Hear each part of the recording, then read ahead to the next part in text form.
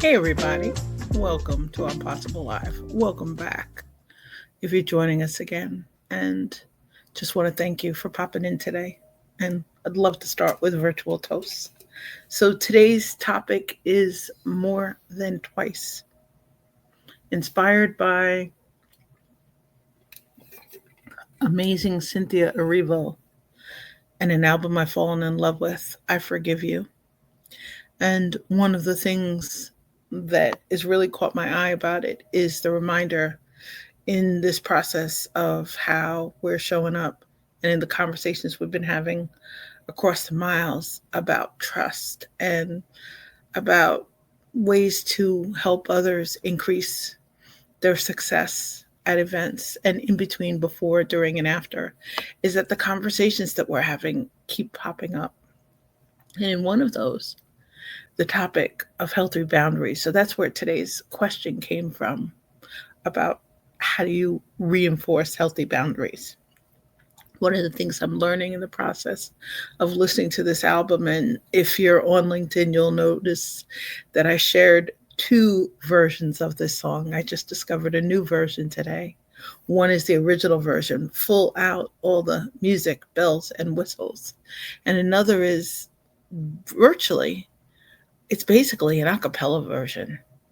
And listening to the second version really helped me kind of listen and hear the words from another perspective. It's the reminder, as we're having these conversations about reinforcing healthy boundaries, that one of the things that many of us are trying to do is open our lines and avenues of communication. And we're trying to do this across cultures and across generations and across genders, and in some cases across identities. And in the process, it's bringing up a lot of conversations about our learning styles. And the one thing I'm noticing from all these conversations, and I don't know, let me know if the same thing is popping up or showing up for you, is that our learning styles are changing. In the conversations during master classes, during summits, during multi-day events, talking with other amazing speakers who are preparing for presentations and other event organizers, the conversations are coming up. We're learning a little bit differently these days. And part of it may be that many of us are visual learners. I'm starting to encounter in a lot of our conversations, the conversations are popping up that many of us are becoming solitary learners. We're doing what today's title says. We're visiting it more than twice. We may visit a presentation or an idea or a lesson with a pen in hand.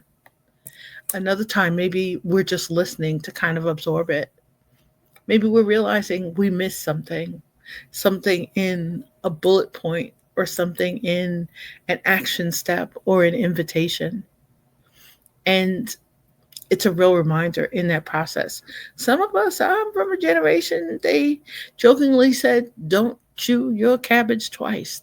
They encouraged us not to show up and repeat. And in the process of these conversations that we're having recently, the need to repeat it, not necessarily the same way, but perhaps in a way that helps someone absorb what we're saying or helps us absorb what they're saying. So I learned this week in a conversation recently with a family member that try not to have a lot of conversations with. And one of the reasons is I noticed a while ago the listening element, the observation element, that for some starts from before the second we show up, that sense of awareness. This is not a family member who has open lines of communication with others. They're not looking for them. They're used to how they process information. They're used to their patterns, to their systems. And when we're presenting or sharing new ideas with them, it can really appear to be a little bit challenging. One of the things I learned that I needed to do was, whew, before having a conversation, as I'm dialing the phone number, the reminder to take a really deep breath and to exhale, to really, from a mental fitness for life perspective, turn off my judge. In mental fitness, we call this a judge of others, a judge of self, and a judge of circumstances. And I had to remember in conversations with this family member to just stay fully present, to listen to where they are, to not necessarily share more than one piece of information if they're up to receiving it, and to try and just really be an active and a deep listener, but really to be aware. And it's really important with this family member. And I don't know how many of you experience this in the workplace, with other family members, with other people you come in contact with, that sometimes part of maintaining healthy boundaries is slowing down the rate at which we're absorbing. And that will be the invitation of today's topic, is that somehow in that we can get frustrated when we have to repeat something to someone, or aren't you listening? Aren't you getting this? Aren't you looking at it? And the real reminder also, just as when I listened to Cynthia Erivo's song, the the new version, I heard something different. And it's the reminder, as we're showing up, as we're having these conversations across cultures, across generations, across identities. And hi, Kate. Kate, thank you so much for popping in. I I think the hard part is, as we're approaching these conversations, and especially when we're approaching them with people who we don't necessarily put ourselves in the situation of communicating with often. This is a family member who usually communicates reluctantly.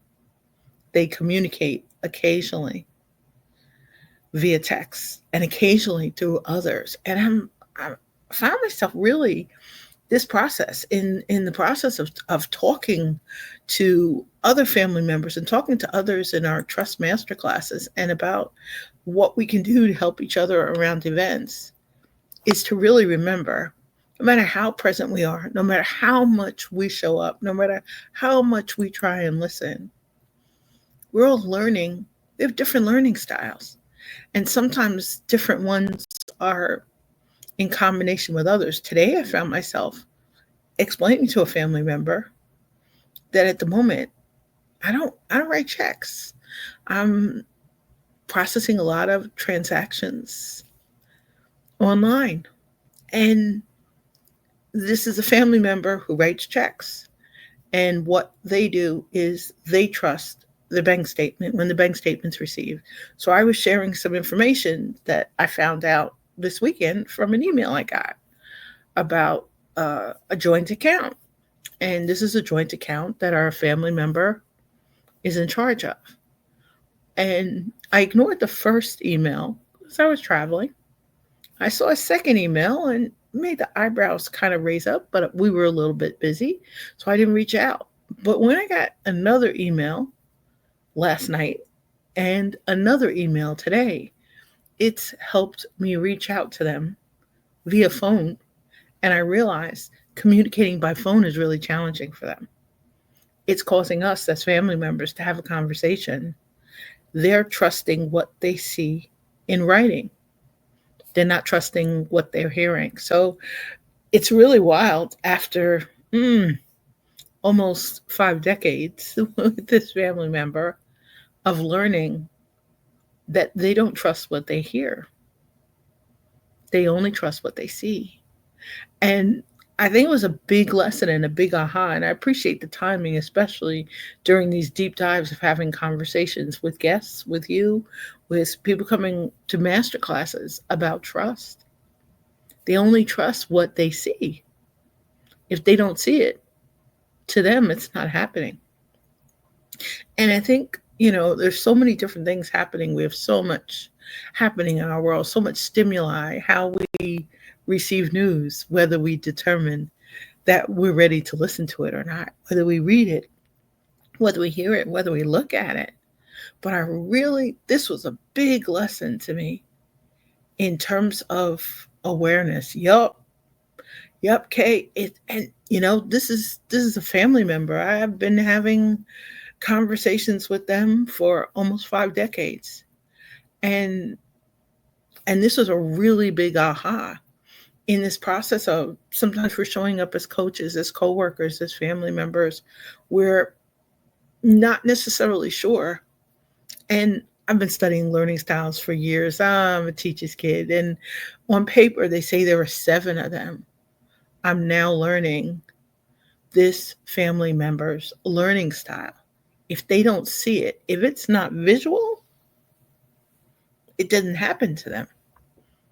And it kind of really surprised me. Many of us think of things in terms of flow, it's fluid, something's always moving, something's always changing. And sometimes it's causing a little bit of frustration because we're not sure how others are processing information. Just like listening to Cynthia Erivo's song more than twice.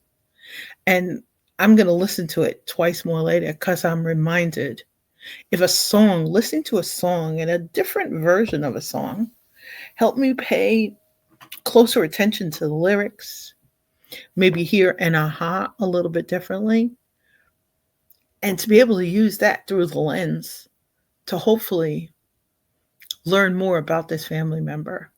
This isn't the most supportive family member of others. They're not the most communicative. I know that it's been really challenging for them, and some that's just where they are.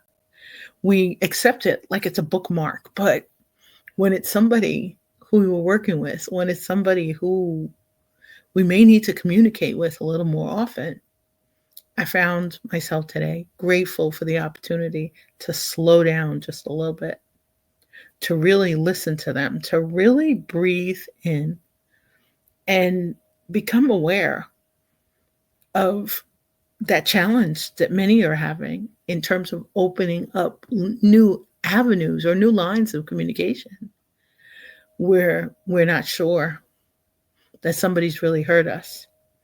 And in this case, I had to gently share some information that they weren't aware of. And today, learning that they didn't trust the information that they received. It's a reminder, too, in the conversations about whether we show up as trust willing, whether, and in many of our conversations recently, I'm acknowledging occasionally being a trust pessimist. And really, it might be partially because of this family member. They only trust what they see, they don't trust what they feel, they don't necessarily trust what they hear. And it reminds many of us in that process of talking about our other senses and how to really be aware of what's happening to others, that this is someone, whenever we're around, I'm really going to slow down whatever exchange of information happens after we say hello. Today, I needed to suggest that they call someone else who has more information than they do. Because if they wait for their bank statement to come in, they might possibly make another mistake that'll cause some energy. And we're just suggesting, I'm suggesting a change to the pattern. And it really reminds me how we can be stuck in how we're doing things. We can repeat things over and over. We're stuck in the same pattern. In the old days, we'd call it that vinyl record that kind of was stuck in the groove, and you'd hear that little pop in the record when the record was stuck. What did not surprise me was that yesterday, where they were yesterday, is exactly where they were today. The one thing I did learn, which was fantastic, they've now learned how to make a payment via check on a phone. And that was one of the suggestions from yesterday. So, if nothing else, it gives a little hope that there's a step towards action and a step towards processing, but also a step towards awareness. But boy, really helped me think of that process of more than twice.